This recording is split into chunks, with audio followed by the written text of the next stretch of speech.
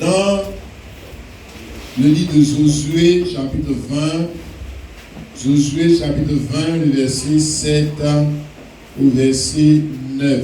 Josué, chapitre 20, le verset 7 au verset 9. Je voulais juste prendre ces versets-là, sinon on aurait dû lire du verset 1 jusqu'au verset 9. Mais pour gagner du temps, parce que l'idée que nous voulons exprimer ce matin est bien là. Verset 7 au verset 9, il consacrait Kedesh en Galilée. Il s'agit des villes qui étaient consacrées, pour être des villes de refuge. Il consacrait Kedesh en Galilée, dans la montagne de Nephtali, Shichem, dans la montagne d'Éphraïm, Kirjat Arba, qui est Hébron, dans la montagne de Juda, de l'autre côté du Jourdain, à l'orient de Jéricho. Il choisit Bethser, dans le désert, dans la plaine, dans la tribu de Ruben, Ramoth en Galade, dans la tribu de Gad, et Golan en Bazan, dans la tribu de Manassé. Telles furent les villes désignées pour tous les enfants d'Israël et pour les étrangers en séjour au milieu d'eux, afin que celui qui aurait tué quelqu'un involontairement puisse s'y réfugier et qui ne mourut pas de la main du vengeur du sang avant d'avoir comparu devant l'assemblée. Amen.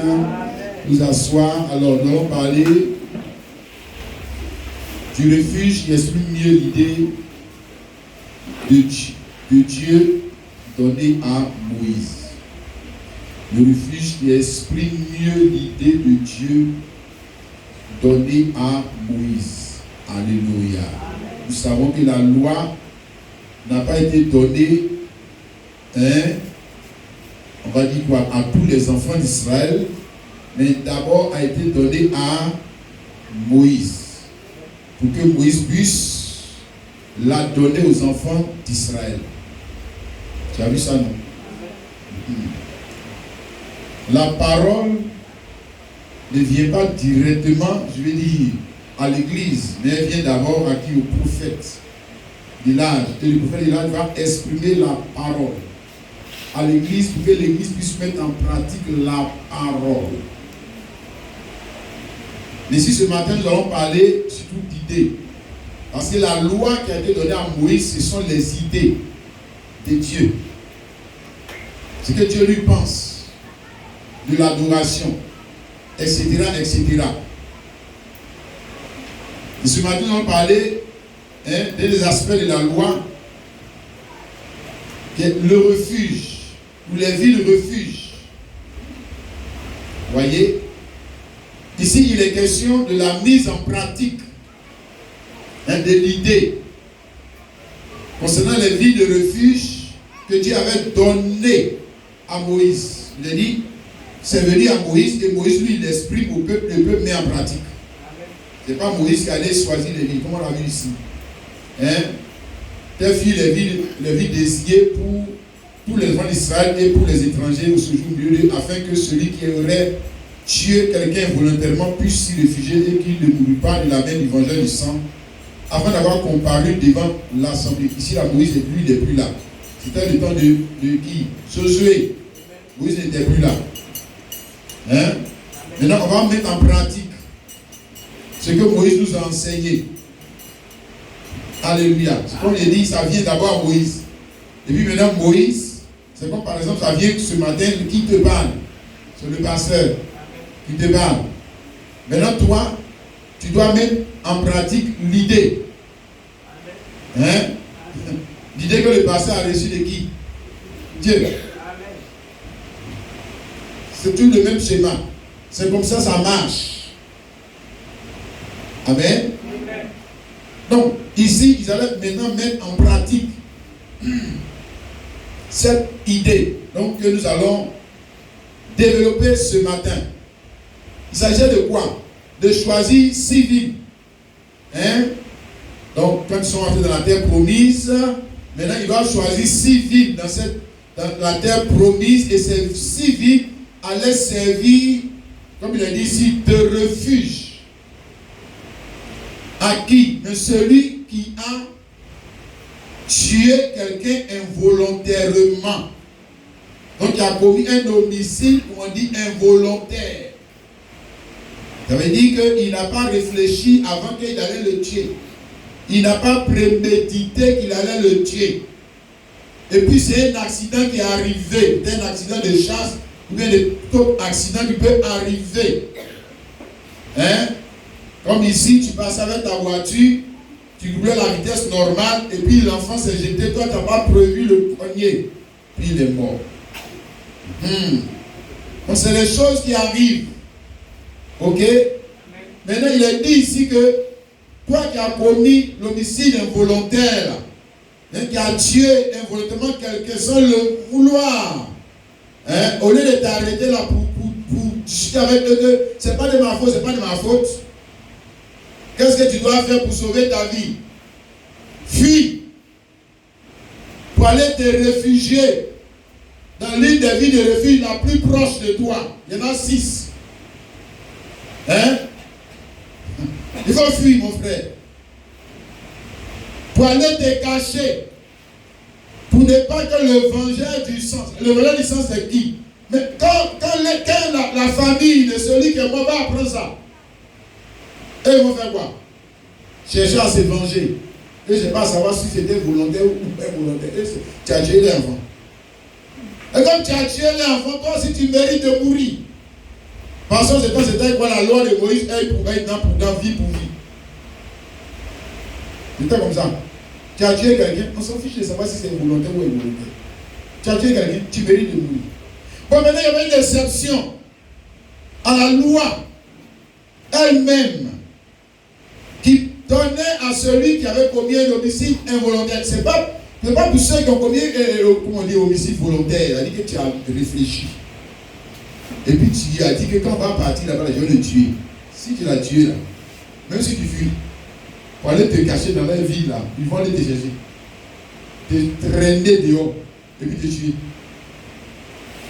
Voilà. Donc c'est bien précis. Homicide involontaire, tu as tué quelqu'un involontairement. Frère, au lieu de t'arrêter là pour discuter avec eux, que quand les parents vont venir, je vais les convaincre. Mon ami, il ne faut même pas chercher à les convaincre. Fuis. Et tu vas te cacher. Pour ne pas que, on dit les parents animés de colère, parce qu'avec la colère, on peut faire des choses jusqu'à tuer, l'autre se venger. Quand quelqu'un est animé de colère, mon ami, lui, il ne réfléchit plus. Toutes les paroles de bon sens que toi tu dis, la lui, il n'entend pas. Tu as tué mon mari. Tu as tué mon seul enfant. Tu l'as tué. C'est parce que tu ne l'aimais pas. C'est parce que tu es jaloux. Lui, c'est lui qui commence à commenter maintenant. Il va te tuer. Frère, fuis. Et va te cacher dans l'une des villes de refuge. Pour échapper aux vengeurs du sang. Donc, c'était une belle idée, non? Alléluia. Donc, l'idée était de préserver la vie de celui qui avait commis un homicide involontaire. Pour qu'il puisse comparaître en jugement. C'est ce qu'il a dit ici. Je lis le verset. Et qu'il ne mourut pas de la main du vengeur du sang avant d'avoir comparu devant l'assemblée. Donc, avant d'avoir comparu devant l'assemblée, si le vengeur du sang le trouve, il le tue. Et puis il n'y a rien. Voilà. Donc avant d'avoir comparé devant l'assemblée, pour qu'on puisse juger l'affaire, établir les responsabilités, et dire oui c'est vrai, on sait que vraiment ce sont des amis, oui c'est vrai, moi-même j'étais là, il n'a pas fait exprès, etc. Patata, connaissez, puis on dit mon frère, il n'a pas fait exprès, vous aussi famille, comprenez, il n'a pas fait exprès, mais ça ne veut pas dire que toi tu dois sortir de la vie là. Tu dois rester dans la vie là jusqu'à ce que le souverain sacrificateur qui a jugé l'affaire la meure. Et puis tu sors. Voilà, ça c'est le verset 4, ça est dans le même chapitre. Le verset 4, bon, je lis le verset 6. Il restera dans cette ville jusqu'à ce qu'il ait comparu devant l'assemblée et pour être jugé. Jusqu'à la mort du souverain sacrificateur. Alors à cette époque, le meurtrier s'en retournera et rentrera dans sa ville, dans sa maison, dans la ville d'où il s'était enfui. Donc quand on a fini de le juger, on ne situe la volonté. Non, c'est vrai, il n'a pas fait exprès. Il n'a pas fait exprès. Mais il ne sort pas. Il reste là. jusqu'à ce que le souverain sacrificateur, qui est le juge en ce temps-là, qui a jugé l'affaire, meurt. Maintenant, quand il meurt, affaire classée. Alléluia. Amen. Tu peux sortir, pour aller dans ta maison. Amen. Tu vois ça, non, les frères et sœurs? Alors, nous voyons que cette idée, cette merveilleuse idée sur la rédemption de celui qui avait été coupable de meurtre, parce qu'il n'y a pas plus grave que ça, un frère. Amen. Il n'a pas voulu faire de quelqu'un, il a tué. Il n'y a pas plus grave que ça. Voilà. Donc, cette idée-là ne venait pas de Moïse. Hein? D'ailleurs, on a dit que la loi, on dit loi de Moïse. Mais Moïse là-dessus de qui? Dieu. Donc, c'était l'idée de Dieu. Amen. Et c'est Moïse qui a exprimé l'idée. C'est-à-dire qui a fait connaître l'idée de Dieu. À qui? À l'Église. Et l'Église devait maintenant faire quoi? Mettre en pratique l'idée de Dieu. La sagesse, l'idée de Dieu, c'est aussi la sagesse de Dieu. Son intelligence. Hein? Et puis maintenant, vous allez mettre en pratique la sagesse de Dieu, son intelligence, et les autres peuples, quand ils vont vous voir, ils vont dire que vous êtes quoi? Vous êtes nuls? Que les gens ils sont intelligents, hein? Tu as vu? Regarde ce qu'ils ont de faire. C'est ça, non? Oui. Mais les gens ils sont intelligents, hein? Bien sûr, parce qu'il ne sait pas un Dieu qui est fou. Il ne sait pas un Dieu qui n'a pas de bonnes idées. Non? Tu comprends ça, non, frère? Nous ne servons pas un Dieu qui n'a pas de bonnes idées. Mais nous servons un Dieu qui a de très très bonnes idées pour toi. Alléluia. D'ailleurs, ici, ce n'est pas un Égypte qui a donné cette idée, mais c'est après avoir racheté. Vous comprenez? Donc, ils ont été rachetés pour exprimer les idées de qui? Dieu. Pas les idées de Moïse. Quand bien c'est Moïse qui parle, mais ce n'est pas les idées de Moïse. Ils ont été rachetés pour exprimer la sagesse de Dieu, l'intelligence de Dieu. C'est pour ça qu'ils ont été rachetés. Ils n'ont pas été rachetés pour exprimer eux-mêmes leurs idées. Ils n'ont qu'à laisser leurs idées en Égypte là-bas. Tu vois ça, mon frère? Maintenant, tu vois, c'est la même chose pour nous. Hein? Le problème, c'est que nous, on appelle foi. Nous, on appelle foi que quand on prie Dieu avec nos idées, puis Dieu n'a qu'à faire. C'est ça, nous, on appelle foi. Vous voyez la manière dont les gens nous ont enseigné la foi. Mais ça, ce n'est pas la foi, c'est l'incrédulité. Parce que tu n'as rien compris. On ne t'a pas racheté pour exprimer tes idées. Si c'est pour exprimer tes idées là-dedans, tu n'as pas besoin de te racheter. Et te laisse là-bas en Égypte. Comme ça, tu exprimes les idées des pharaons. D'ailleurs, même toi, ou tu exprimes les idées de Dieu ou les idées des pharaons. C'est l'un ou l'autre. Bon, donc le Christ te rachète. Pourquoi il t'a racheté, Église? Pourquoi il t'a racheté, mon frère? Mais il t'a racheté parce qu'il a de bonnes idées. C'est lui de qui viennent les idées. C'est ce qu'on appelle Dieu. Dieu, là, ça veut dire celui de qui viennent les idées. C'est ça qu'on appelle Dieu. Non, comprenez ça, mon frère? Dieu ou idole. Et dans le mot idole, tu as le mot idée. Idée. Tout est une question d'idée. Et puis, tout devient cette idée. Ah, maintenant, tu vois, ensuite, ici, c'est l'épouse. L'épouse de Dieu pour le jour. L'épouse de l'ancienne alliance. Mais qui va exprimer l'idée? C'est l'épouse. C'est l'épouse. C'est elle qui va exprimer l'idée. Et puis, quand elle exprime l'idée, comme on a vu le dimanche dernier, les performances invisibles de Dieu, et puis on va dire quoi? Oh, on a vu Dieu.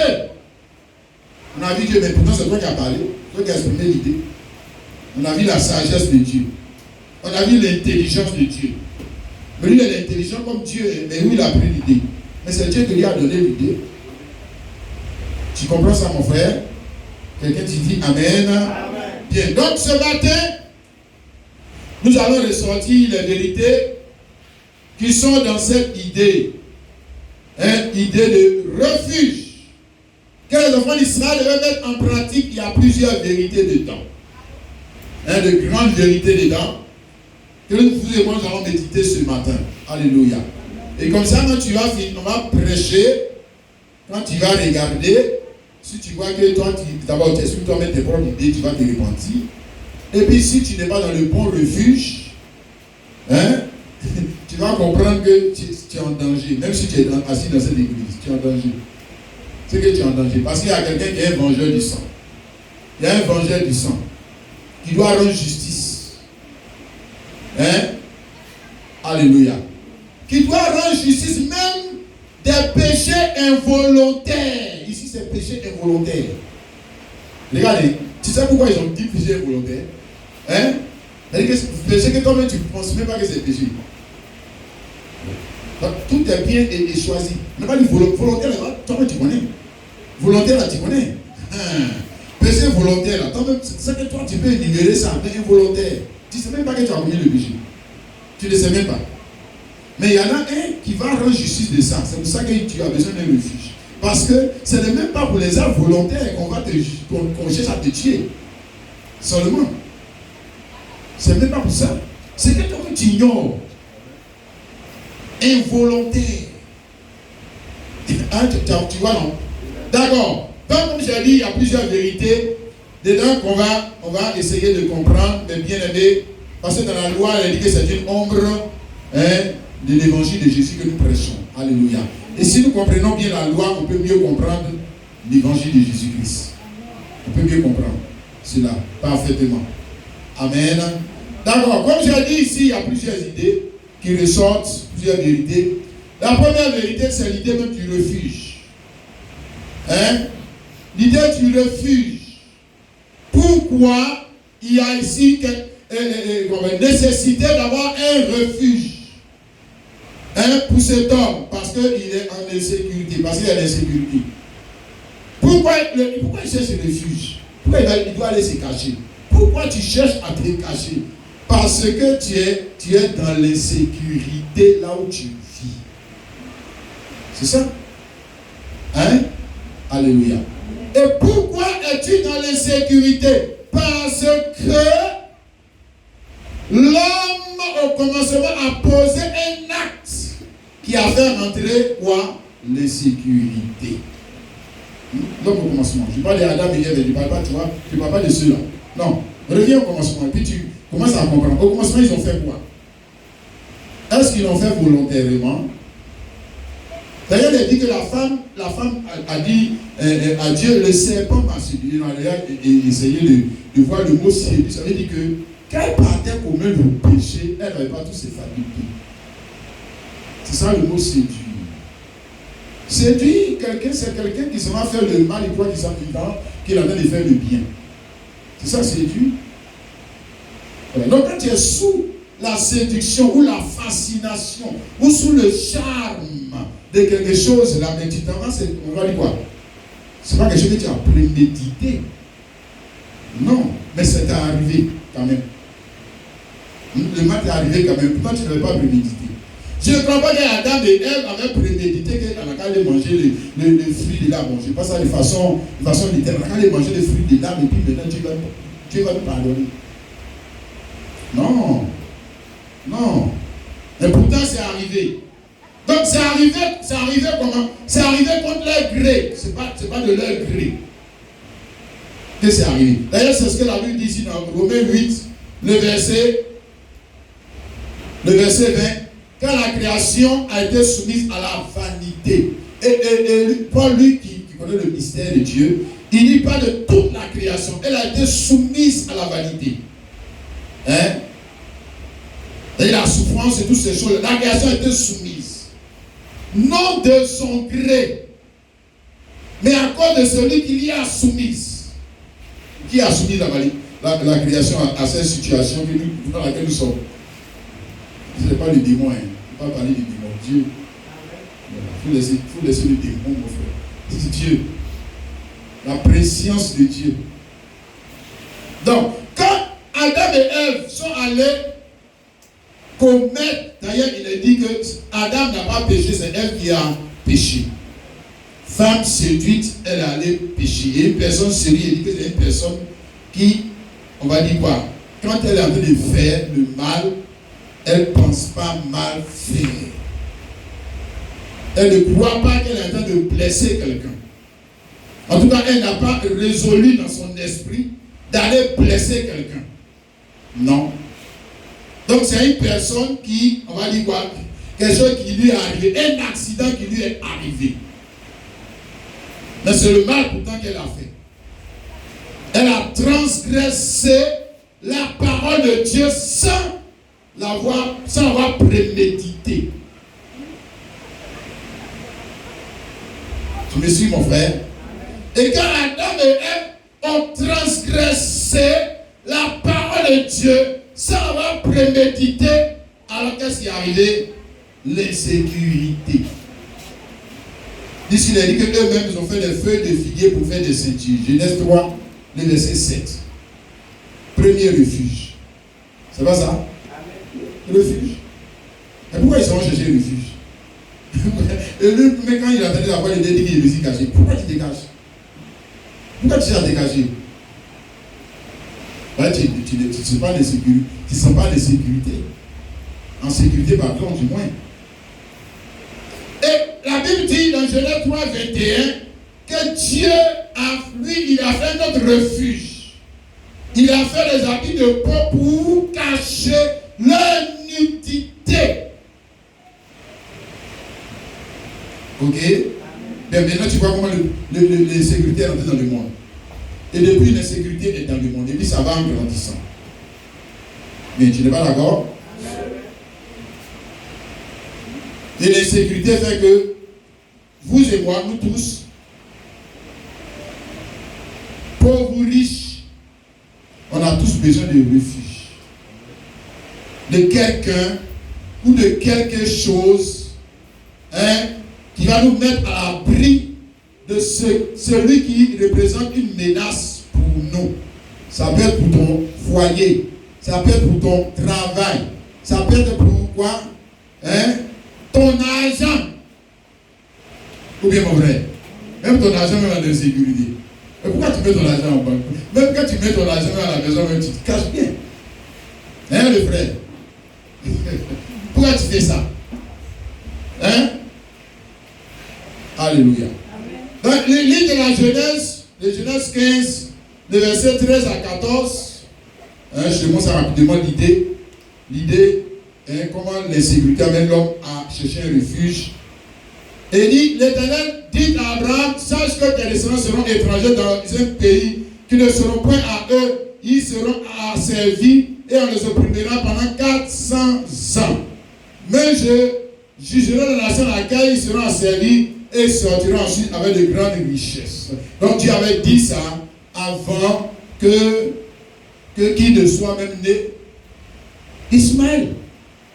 Le peuple n'existe même pas, il parle déjà de son avenir.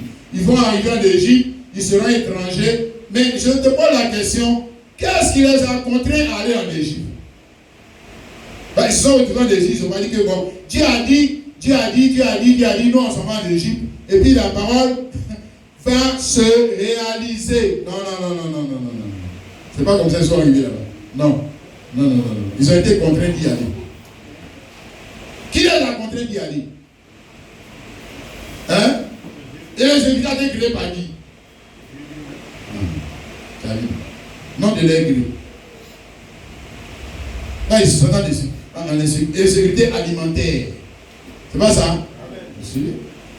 L'insécurité alimentaire va te faire fuir la ville où tu es pour aller dans une autre ville. Si tu apprends que, je ne sais pas moi, dans une autre ville là-bas, il y a de l'eau, il n'y a plus d'eau ici à Abidjan, mon frère, c'est là que tu vas aller. Hein?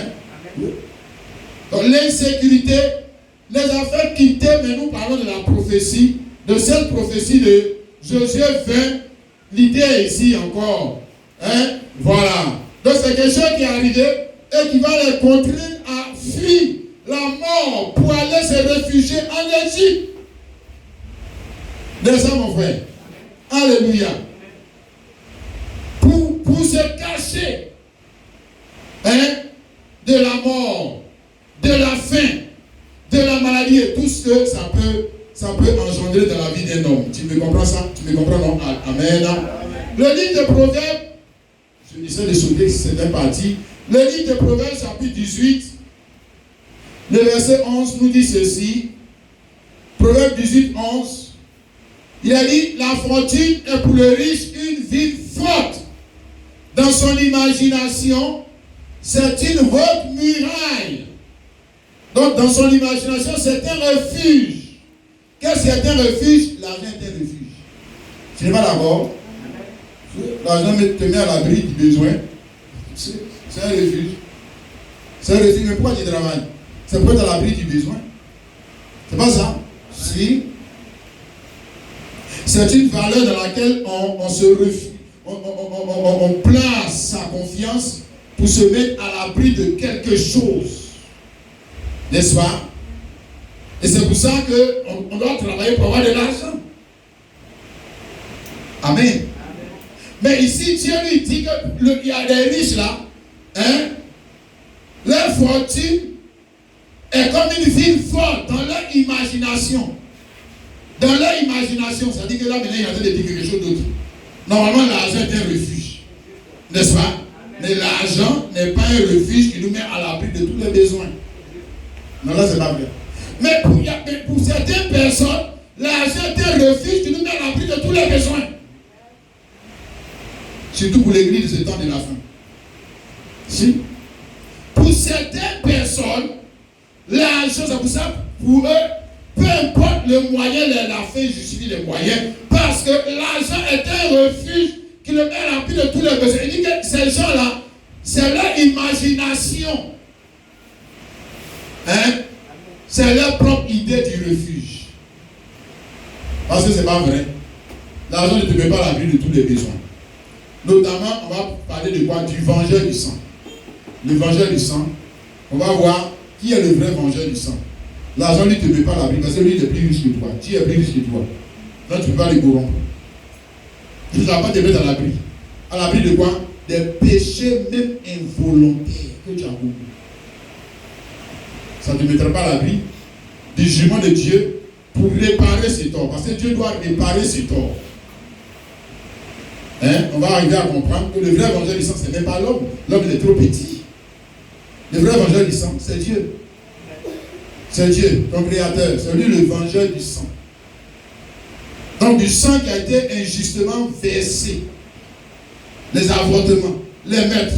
Et dans les deux jours là, c'est les enlèvements, les frappes. Les gens sont en train de tuer les gens. Mais le sang là, il crie. C'est comme le sang d'Abel, il crie. Il crie contre les habitants de la terre, les habitants de Côte d'Ivoire. Le sang des bébés avortés là, il crie, il parle. Le sang parle. Mais il ne plaide pas pour toi. Il y a un seul sang qui plaît pour nous. C'est le sang de Jésus-Christ. Sinon, tous les autres, toi-même là, si on verse ton sang, tu ne vas pas dire on a sauvé le gars. Non, tu vas dire Dieu, rends-moi justice. C'est ce que tu vas dire. Tu vas dire, quand tu dis par exemple, tu laisses pour toi Dieu, ça veut dire quoi? Dieu n'a qu'à les sauver. Dieu n'a qu'à les sauver. Non. Dieu faut me rendre justice. Amen. Tu réalises ça, mon frère, ma soeur. Dans son imagination, c'est terrible, non, frère et soeur, que beaucoup aujourd'hui, même dans l'église, ce qu'ils appellent foi, c'est la foi dans leur quoi? Imagination. Leur propre imagination de ce que Dieu est. Tu vois ça, mon frère? Je ne te parle même pas des païens. Je te parle des gens qui fréquentent les églises et qui ont la foi dans leur imagination. C'est qu'eux, ils pensent. Et non parce que Dieu leur a dit par son prophète de ce qu'il est. Non, et ils ne conçoivent pas comme ça. Et ils pensent que chacun, on a dit qu'on a assis, puis chacun a son idée. Et puis nous tous, on a raison, chacun son idée. Non. Pour les enfants d'Israël, comment l'idée est venue? Par un homme appelé Moïse. C'est comme ça que ils ont eu accès à l'idée qu'ils devaient mettre en pratique. Et ils doivent mettre l'idée en pratique. Ils ne doivent pas l'interpréter. Ils doivent la mettre en pratique. Pas dire que ce n'est pas bien grâce à chacun son idée. Bon, eux, ils ont dit qu'ils vont prendre 6 villes là-bas. Nous, on ne prend pas des villes, nous, on va prendre des eaux comme un refuge. Ça veut dire quoi ça? Non. Et puis les villes, il y a les noms. Bon, eux, ils ont pris leurs villes, ils ont mis les noms. Nous aussi, on va prendre nos villes, nous aussi, on met nos noms. Nous aussi, on met nos noms. Comment ça? Non, il y en a 6 villes, et les 6 villes ont des noms. Il faut respecter ça. Tu me saisis, mon frère? Malachie, chapitre 3. On essaie de passer en revue avant de continuer de développer. Malachie, chapitre 3, le verset 10. Malachie 3, 10, il est dit ici, bon, ça c'est un passage d'écriture qu'on connaît beaucoup. Apportez à la maison du trésor toutes les dîmes afin qu'il y ait de la nourriture dans ma maison. Mais là, on ne va pas parler de dîmes, on parle de trésor. Maison du trésor. Donc, il y avait un endroit où on mettait le trésor. C'est pas ça? Toi-même, tu n'as pas un endroit où tu mets ton trésor. C'est-à-dire, ce qui a de la valeur à tes yeux là. Est-ce que tu mets ça à la portée des enfants? Ce qui a de la valeur à tes yeux là, est-ce que tu ne vas pas mettre ça en banque? Bon, même si tu n'as pas de compte en banque, que tu as ton petit canari, je ne sais pas moi, ou bien ta petite boîte quelque part là, mais tu déposes ça comme ça au milieu de la cour. Non. Ce qui est trésor là, on met ça dans le refuge. Tu as compris, non? Ouais. On cherche un refuge. Et puis on cache. Ce qui est trésor là, on ne met pas ça à la place publique. Non. Quand tu passes ici à Abidjan, bon, toi ta cour là, est-ce qu'il y a un gendarme qui garde ça? Hein? Pourquoi? Pourquoi la cour des autres là, c'est les gendarmes qui gardent, policiers qui gardent, et puis pour toi là, les gendarmes ne gardent pas? Il faut me dire pourquoi. Tu connais, non? Et ils sont dans le refuge, non? Pourquoi ils sont dans le refuge? Regarde. Et puis après, on va arriver à toi tout à l'heure. Tu vas voir aussi comment Dieu aussi met un gendarme devant ta porte. Parce que tu as la valeur pour lui. Dans sa république, à lui, tu comptes. Ce qui est précieux là, on met porte, cadenas, confort, blindé, frère. C'est pas n'importe quel refuge. Plus la somme est élevée, frère, le frère. Plus la somme est élevée, nos 10 francs là, nous tu peux déposer ça comme ça. Mais quand la somme est élevée, frère, hein? Tu mets ça dans un refuge. Tu caches. Alléluia. Et pourquoi tu caches? Hein? Pourquoi tu caches? Parce qu'il y a l'insécurité. Il y a volet. Volet existe. Amen. Matthieu 6, Jésus l'a dit. Matthieu 6, le verset 19 à 20. Matthieu 6, 19 à 20, Jésus dit ceci: ne vous amassez pas des trésors sur la terre, où la teigne et la rouille détruisent, où les voleurs percent et dérobent. Mais amassez-vous des trésors dans le ciel, où la teigne, où la rouille ne détruisent point et où les voleurs ne percent et ne dérobent. Car là où est ton trésor? Et puis ton trésor, c'est quoi? Maintenant, tu vois, là, ça dépend de ta conversion. Hein? Voilà. C'est que tout à fait trésor, là, c'est quoi? Parce que là où est ton trésor, là, ce sera ton cœur. Et si ton trésor, tu ne vas pas le mettre n'importe où. Maintenant, ici, Jésus te montre le refuge. Ou la rouille. En d'autres termes, où l'insécurité ne peut pas entrer. Il n'y a pas d'insécurité. Il n'y a aucun volet. Aucun temps, aucune bombe. Rien ne peut détruire cette chose ou cet homme qui est dans ce refuge. Alléluia. Et c'est de ça que nous voulons parler. Amen. Ouais. Il ne faut pas mettre ton argent en banque. Voilà. Je dis amen. Il ne faut pas dire que vous pouvez avoir ton petit canari chez toi.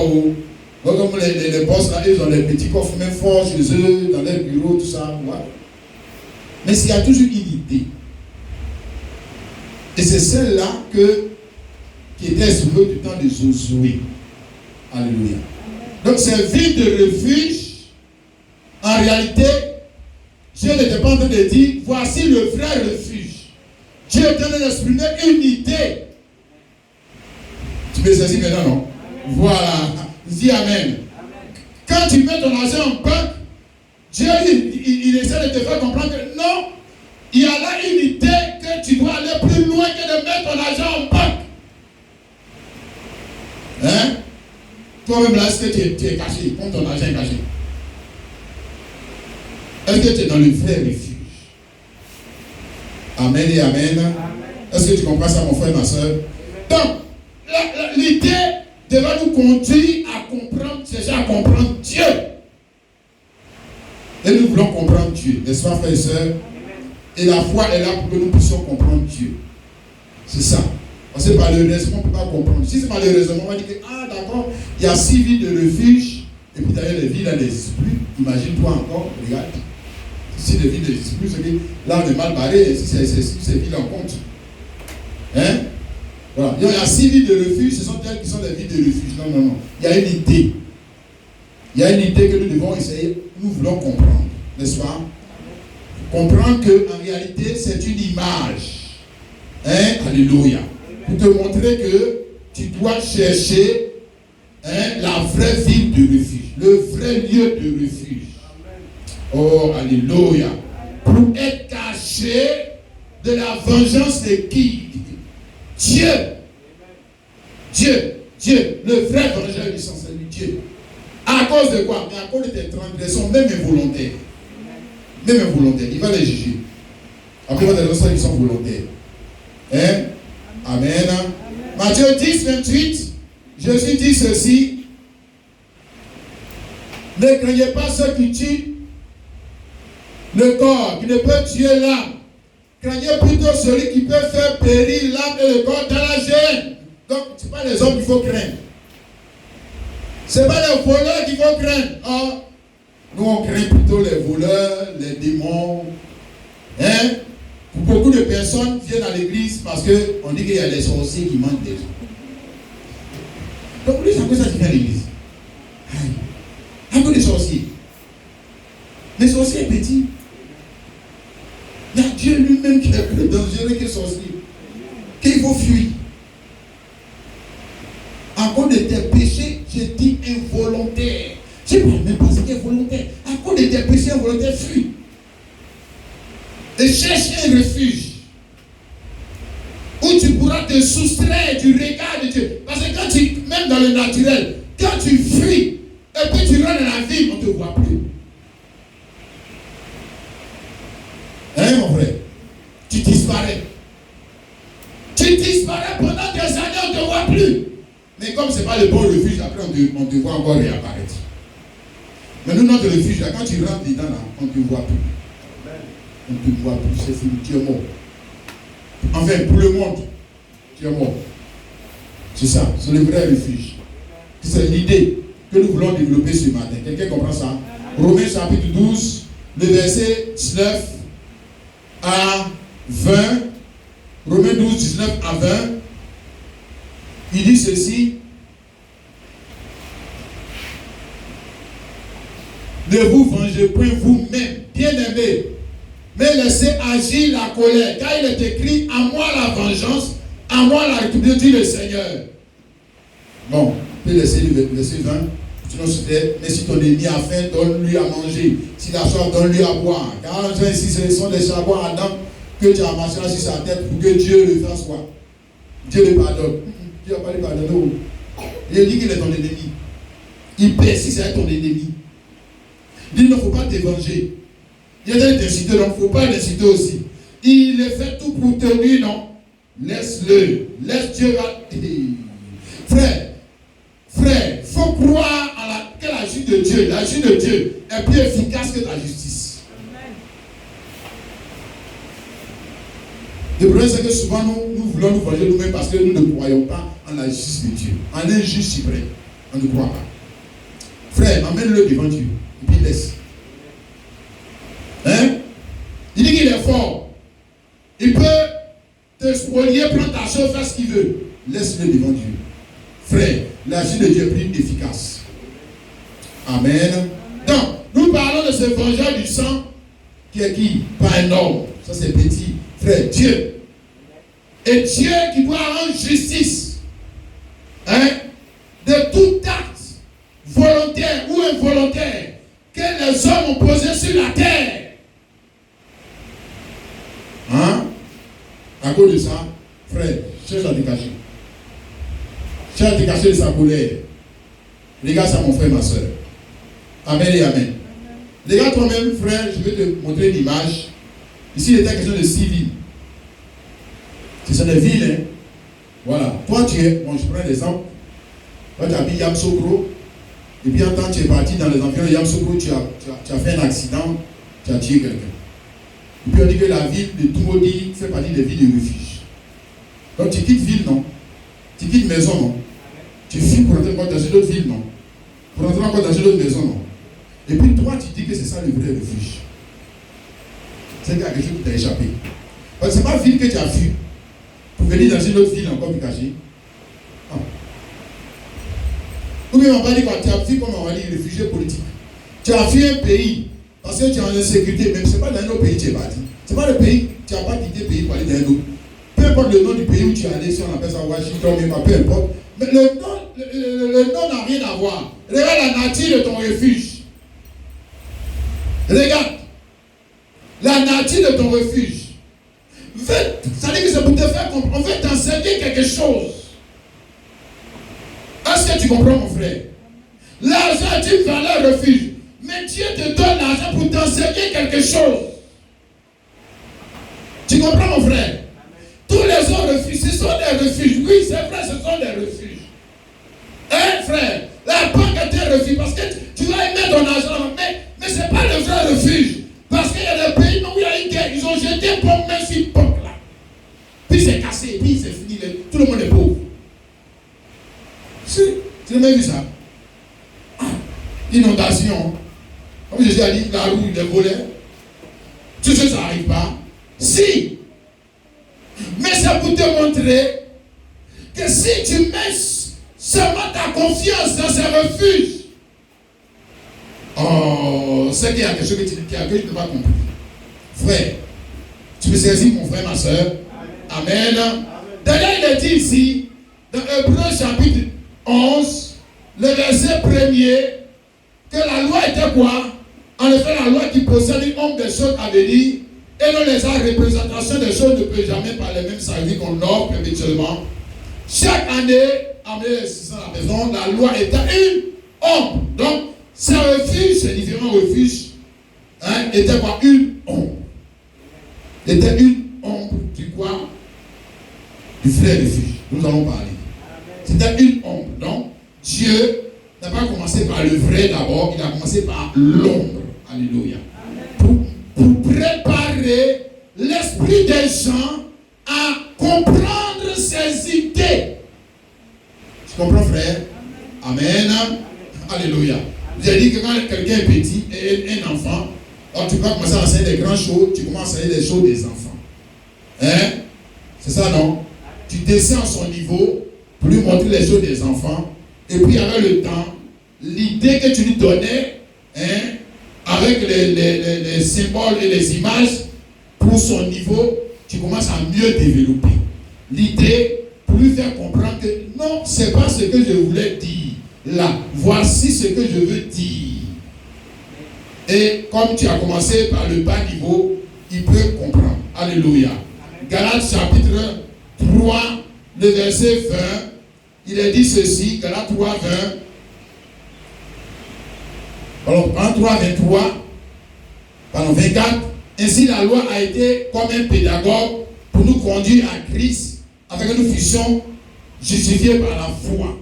La foi étant venue, nous ne sommes plus sous ce pédagogue. Alléluia. Et donc la loi a été comme un pédagogue, un enseignant. Un pédagogue, qu'est-ce que c'est? Un pédagogue, c'est quelqu'un qui enseigne les enfants. Tu comprends? Voilà. Donc si on dit que la loi a été comme un pédagogue, c'est-à-dire que l'enseignement de la loi, c'était l'enseignement élémentaire des enfants. Tu comprends ça? Ouais. Et beaucoup aujourd'hui d'églises sont encore dans l'enseignement de la pédagogie de la loi. Si. Enseignement des enfants. Et eux, ils appellent ça grand enseignement. Et puis maintenant, les gens aussi, comme ils sont tous des enfants, lui il dit que c'est grand enseignement aussi. Ils sont des enfants. Leur pasteur, mais c'est un enfant. C'est un baiser d'enfant. Un enfant. Prends le dictionnaire, tu vas pédagogue, ce que ça veut dire. Enseignant d'enfant. Ou éducation pour les enfants.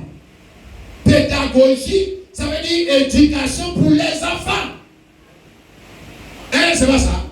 D'accord. Donc, il faudrait commencer par éducation pour enfants. Avant d'aller dans l'éducation pour grands. Donc, la loi d'un pédagogue pour nous conduire à quoi? Éducation des grands. Des grands enseignements. Des grandes idées. C'est-à-dire que où l'idée devient de mieux en mieux. Oh, alléluia. Et où l'église elle-même ne doit plus rester au stade d'enfant. Mais elle doit avoir maintenant de l'âge pour comprendre Dieu dans sa manière de faire et d'agir. Alléluia. Jean chapitre 1, le verset 29 et le verset 33. Donc ici, il s'agit maintenant du prophète Jean-Baptiste. Et nous savons que Jean-Baptiste, lui, est plus grand que Moïse. Quelqu'un dit Amen. Amen. Donc si Jean-Baptiste est plus grand que Moïse, Jean-Baptiste doit venir avec une pédagogie d'enfant. Tu comprends, non? Amen. Autrement, c'est qu'il est comme Moïse. C'est que lui et Moïse sont même pieds d'égalité. Non. S'il est plus grand que Moïse, c'est qu'il ne peut pas venir avec la même pédagogie avec laquelle Moïse est venu et donner aux enfants d'Israël. Il ne peut pas. Non, il doit venir avec une autre pédagogie, un autre enseignement. L'enseignement des grandes personnes. Et j'espère que nous faisons partie de ces grandes personnes, n'est-ce pas? Les hommes qui ont de l'âge dans la foi, dans les choses de Dieu, pour comprendre la profondeur de la pensée de Dieu. Je dis Jean 1, 29. Dit le lendemain, il dit Jésus venant à lui et dit voici la gueule de Dieu qui ôte le péché du monde. C'est ce que lui dit, hein, n'est-ce pas? Amen. Alléluia. Donc il dit que voici la gueule de Dieu qui ôte le péché du monde. Et puis le verset 33, vous pouvez tout lire, il dit que je ne le connaissais pas. Donc il parle que je ne le connaissais pas. Mais celui qui m'a envoyé baptiser Thomas, celui-là m'a dit, celui qui tu verras l'Esprit descendre et s'arrêter, c'est celui qui baptise du Saint-Esprit. Tu es d'accord avec ça? Amen. Ou est-ce que tu comprends ce qu'il est en train de dire là? C'est celui qui baptise du Saint-Esprit là. Hein? Bon, voici l'agneau de Dieu qui a le péché du monde. Et puis l'agneau de Dieu qui a le péché du monde, c'est le même, c'est pas un autre. Hein? Tu comprends? C'est le même qui baptise du Saint-Esprit. Hein? Là, maintenant, tu vois, là, le Trinité, lui, il va commencer, mais il a dit non, oui, c'est le même. Non, dit c'est le même. Maintenant, comment moi je vois la question, comment il peut baptiser du Saint-Esprit s'il n'est pas le Saint-Esprit lui-même? Ah, tu vois, non? Là, on s'en va dans les choses des grands. Dans la compréhension. Non, on dit c'est l'agneau qui a le péché du monde. Donc, on croit tous en ça. Le sacrifice de Jésus-Christ, c'est ça, il va, non? N'est-ce pas? Que celui qui est mort à la croix, c'est encore lui qui baptise du Saint-Esprit. Oh. Donc, ça veut dire que le jour de la Pentecôte, qui est donc revenu? Ah, puisque qui a baptisé le Saint-Esprit? C'est Pierre qui a baptisé l'Esprit. Donc, on a dit que l'Esprit est venu. Donc, qui est venu? Puisque c'est lui qui a baptisé l'Esprit. Ah. Tu vois ça, mon frère? Dis Amen. Donc, le prophète Jean-Baptiste, il peut te dire que l'idée est exprimée par le prophète. Et le peuple de Dieu est censé mettre en pratique l'idée que le prophète exprime. Voilà, maintenant c'est là que ça va devenir un peu compliqué. Hein, frère? Parce que Moïse, lui, quand il a donné l'idée, il a dit que c'était un animal. Jean-Baptiste, lui, vient dire que il dit que ce que Moïse a dit là, ce n'est pas un animal, c'est un être humain. Est-ce qu'il y a contradiction? Ah, tu vois, non? Dieu ne se contredit pas. L'esprit qui était sur Moïse, c'est le même esprit qui était sur Jean-Baptiste. Pour nous faire quoi? Pour nous révéler la profondeur de l'idée de Dieu. L'idée de quoi? Du refuge. On est tous dans l'idée du refuge. Hein? Alléluia. Mais ici, il s'agit du refuge qui est quoi? Qui est le Saint-Esprit. Parce que celui qui est mort à la croix, C'est lui qui vous baptise du Saint-Esprit. On n'a pas dit le sang et le refuge. Non, le Saint-Esprit. Le sang, c'est le moyen d'entrer dans le refuge. Le sang, c'est le prix qui a été payé pour que tu rentres dans le refuge. Le sang, c'est le prix qui a été payé pour que tes péchés soient pardonnés, pour que tu rentres dans le refuge. On n'a pas dit le sang n'est pas le refuge. Le sang, normalement, doit t'emmener dans le refuge. Et le refuge, c'est quoi? La vie même qui a créé le sang. Le Saint-Esprit, c'est pas le Saint-Esprit qui a créé Jésus-Christ. Voilà. On dit qu'il a créé Jésus-Christ. Et le même Saint-Esprit encore Jésus-Christ. Puisque c'est lui qui baptise le Saint-Esprit. Ah. Le frère, c'est mélangé, non? Ah. Est-ce qu'on a la compréhension de Dieu? Quelqu'un dit Amen et Amen. Jean-Baptiste, le prophète du jour, est censé exprimer quoi? L'idée que de Dieu a donné à Moïse. Il a exprimer l'idée que Dieu a donné à Moïse là. C'est ça que lui il a fait d'exprimer. Il a fait de mieux l'exprimer. C'est toute la même idée. Refuge. Alléluia. Et pourquoi le sang? Pourquoi le sang verse? Pourquoi le sang doit verser? À cause de tes péchés, même involontaires. Les volontaires là, quand tu vas prier, tu vas dire oh, j'avais fait ci, j'avais fait ci. Ça, tu peux te rappeler. Tu peux te rappeler, dire que j'avais fait ci, j'avais fait ça. Mais est-ce que tu es involontaire?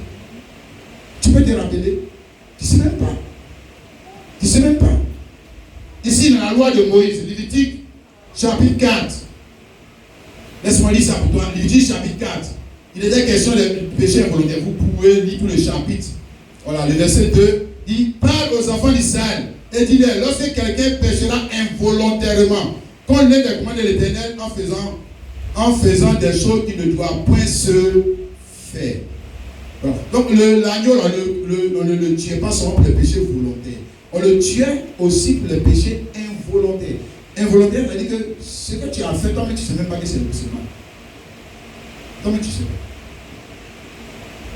pas. Hein? Oui, c'est arrivé par accident, comme pour le gars là. Il a tué le gars par accident. Involontaire. Alléluia. Donc l'agneau paye le prix pour les péchés. Volontaire, involontaire. Tu es d'accord avec ça? Et puis c'est fini. Non, pour que tu rentres dans un refuge, tu te caches. C'est pas fini. Pour que tu rentres dans le refuge. Et quel est le refuge? L'esprit. L'esprit de Dieu. Vous savez, mon frère, dit mes péchés sont pardonnés. Mais les apôtres là, quand les péchés ont été pardonnés là, il y a 10 jours après pour que l'Esprit de Dieu vienne. Parce que si l'Esprit de Dieu ne vient pas sur quelqu'un, le frère, tu n'es pas caché, oh, même pas du tout. Dis mes péchés sont pardonnés, mais tu es caché où? Dans quelle ville? Dis donc, je suis caché dans l'église de Wakou Daniel. C'est pas là-bas où on se cache. Parce que oui, c'est comme ça, beaucoup de gens croient. Non, je vais aller me cacher dans des vraies missions. Parce que là-bas, je crois que les gens entrent dans l'église. Tu vas aller me cacher dans les assemblées de Dieu. Tu vas aller cacher. Non, mon frère, laisse ça. Cache-toi dans le Saint-Esprit. Il y a un seul lieu. Il y a un seul lieu. Alléluia. Où Dieu ne va pas chercher le coupable. Regarde, il y a un seul lieu où Dieu ne va pas aller chercher le coupable. Dieu ne peut même pas sortir le coupable. C'est où? Dans sa propre vie. Sa propre vie. Lui, sa propre vie. C'est lui l'évangile du sang. Mais lui-même, là, sa vie là, est un refuge. Mais si tu allais te cacher derrière l'évangile du sang, comment lui va te tuer? Et lui, il a prévu le mécanisme pour que tu puisses te cacher en lui. De sorte que quand il ne te voit plus tes fautes, il ne voit plus rien, il n'y a rien qui justifie qu'il fasse quoi? Qu'il te tue. Il n'y a rien. Oh, alléluia. Ça que le prophète dit, voici l'agneau de Dieu qui ôte quoi? Le péché du monde. Parce que c'est le péché qui fait qu'il y a un conflit entre toi et l'évangile du sang. C'est le péché que tu as commis. il cherche le moyen de t'attraper pour faire quoi? Pour qu'il y ait vengeance. Alléluia. Dans le sang de Jésus-Christ est versé à la croix. Alléluia. Pour que tes péchés soient pardonnés. C'est pas tout. Pour que tu aies accès au Saint-Esprit, à sa vie. Pour que tu te caches dans le Saint-Esprit. Crois-tu en ça, ma soeur, mon frère? Oh, alléluia. Le véritable refuge. Hébreux chapitre 10, le verset 19 à 20. Hébreux 10, 19 à 20. Ainsi donc, frères, que nous avons au moyen du sang de Jésus une libre entrée dans le sanctuaire par la route nouvelle et vivante qu'il a inaugurée pour nous au travers du bois sali de sa chair. Nous avons par le moyen du sang de Jésus une libre entrée dans le sanctuaire. Sanctuaire, c'est quoi? Temple. Regarde où il nous cache. Alléluia. Et ici, temple, le temple ici, c'est quoi? C'est un temple vivant, c'est un temple intelligent, on va le voir. C'est pas un temple fait de main d'homme, c'est pas une ville faite de main d'homme. C'est une ville intelligente, c'est une ville vivante. C'est la cellule de vie de Dieu. Ça le temple. Sanctuaire ici là. Sanctuaire ici là. C'est la vie de Dieu. Alléluia. Temple. Tu as eu le refuge, non? Frère, refuge où il va te soustraire. Tu regardes moi depuis, puisque tu vois, non? Tes péchés ont été lavés. Frère, on ne peut pas, quelque chose qui a de la valeur, on ne peut pas le mettre comme ça, puis n'importe qui va s'amuser. On cache ça. On cache ça dans un endroit, dans un coffre. Mais lui, son coffre, sa banque, c'est où? Son coffre, sa banque, c'est lui-même, sa vie. Il te cache en lui-même. Tu rentres en moi-même, mon petit. Mais là, gendarme devant ta porte, frère. Il est garçon. S'il est garçon, il n'a qu'à venir te chercher. Il n'a qu'à venir te chercher. Et il va frapper Dieu d'abord avant de me toucher. C'est pas ce qu'il a dit? Colossiens chapitre 3. Laisse-moi lire ça, le verset 3. Colossiens 3. Il a dit ici, les gars, son œuvre est parfaite. Frère, verset 3 à 4. Quand vous êtes mort et votre vie est cachée avec Christ en Dieu. Quand Christ, votre vie paraîtra, alors vous paraîtrez aussi avec lui dans la gloire. Amen. Car vous êtes mort. Parce que quand tu rentres, à moins que tu veux vivre. Parce que si tu veux vivre, là, tu es exposé. Hein? Et de plus en plus, nous voyons l'insécurité dans le monde qui doit nous obliger à rentrer en Christ. Les frères, et non pas seulement aller à l'église. Lui, il changer d'église. Et pas avec lui là, je vais dans l'autre église. Lui là, sa façon de prêcher là, ça me plaît pas, je saute, je me mets dans l'autre église, non? Hein? Nous voulons entrer en Christ. Vous êtes morts, votre vie est cachée dans le temple. Quel temple? La vie de Dieu. Oh, alléluia. C'est formidable, mon frère et soeur. C'est la vie de Dieu. Le Saint-Esprit. C'est là que votre vie doit être cachée. Parce que quand il donnait les symboles là-bas, il parlait de sa vie, lui-même sa vie. Il ne parlait pas de vie, il ne parlait pas d'argent. Non, frère. Sa vie, où nous devons nous cacher, hein, pour être à l'abri de quoi? De tous les dangers. Ou aussi de tous les besoins qu'on va avoir dans le temps. À cause de tous les besoins que tu vas aller dans le temps, cache-toi dans le refuge. Je ne suis pas d'accord avec ça, mon frère, ma soeur. C'est bon. Amen. Maintenant, tu vois, non, quand on commence par Israël, on voit que Israël, l'église israélite, vous êtes d'accord avec ça, non? C'était l'église israélite, non? C'était l'épouse, non? Israël, c'était l'épouse de Dieu, non? Dans son temps, non? Voilà, l'épouse de Dieu dans le temps, Christ qui est venu avec le moyen de le faire entrer dans le vrai refuge, ils disent non. Parce qu'ils devaient d'abord sortir de l'ancien refuge. La loi, c'était un refuge. Je sais que vous avez compris ça comme ça. Amen. Les sacrifices de la loi, c'était leur refuge. C'est Dieu même qui les a mis derrière ce refuge. C'est Dieu lui-même. Mais il a dit, en attendant, cache-toi ici, en attendant, je vais Tu vois, non, c'est comme ça. Mais toi ici, en attendant, je vais bien arranger les choses et puis je vais te chercher pour que tu viennes ici. Et maintenant, il revient sous la forme d'un homme appelé Jésus-Christ. Il dit que venez à ma partie, disent non, on ne vient pas. Non, on ne veut pas. Non, on veut rester caché derrière notre argent. Et tu as vu le gars riche qui est venu, non, vers Jésus-Christ, non. Et puis, tu vois, lui, son argent était son refuge. Dans son imagination, il croit que c'est une ville forte. On lui a dit qu'il faut quitter derrière ce refuge-là pour venir en Christ. Il dit, moi, je ne vis pas. Moi, je ne vis pas. Jamais. Et puis, les gens qui étaient pharisiens, sadducéens, etc., on dit, quittez le refuge de la religion pour venir en Christ. Il dit, non, on ne veut pas. Ça, c'est le refuge de nos pères. De nos pères.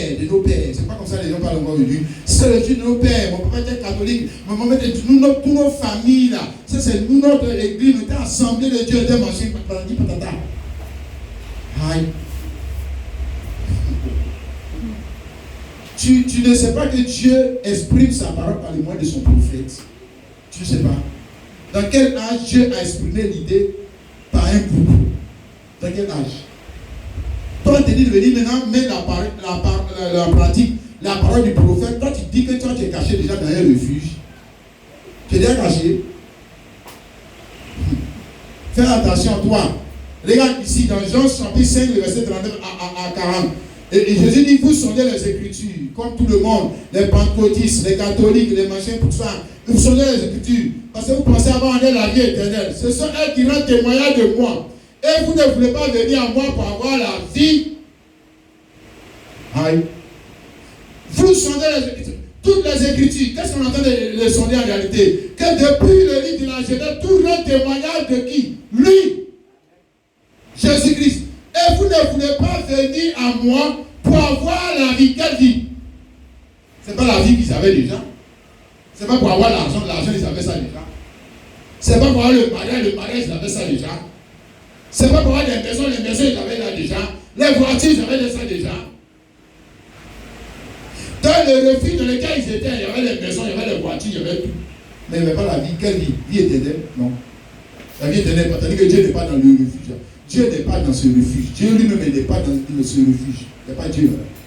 C'est ce que ça veut dire. S'il y a la vie éternelle là-bas, c'est que Dieu est là-bas. Mais pourtant, c'est Dieu qui a donné ce refuge. Et qui a donné la loi? Ah, heureusement que c'est Dieu. La loi, c'est un refuge. La loi, c'était les idées de Dieu pour que les enfants d'Israël les mettent en pratique. Mais ils n'ont pas compris la profondeur de la loi. C'est ce que Jésus avait dit, que vous sondez les Écritures, mais vous n'avez rien compris. Parce que si vous avez compris les Écritures, vous allez venir à moi. Vous n'avez pas dit que vous avez Bible. Vous avez Bible, vous lisez, vous ne comprenez rien. Hein? Vous ne comprenez pas tous les symboles sur la Bible. Donc Dieu, on va la même chose avec les pentecôtistes et les autres. Et ils ont Bible, dans leur même, ils sont en enfer quand même. Ils ne comprennent pas la Bible. Bon, on leur a donné une autre idée des versets bibliques. On leur a donné une autre idée. Une idée qui vient quand on dit que Antichrist. Antichrist, c'est quoi? C'est quelqu'un qui vient avec une idée qui est contraire à celle que le prophète de Dieu exprime. C'est ça, Antichrist. Donc, s'il vient avec une autre idée, c'est quel esprit qu'il a dit?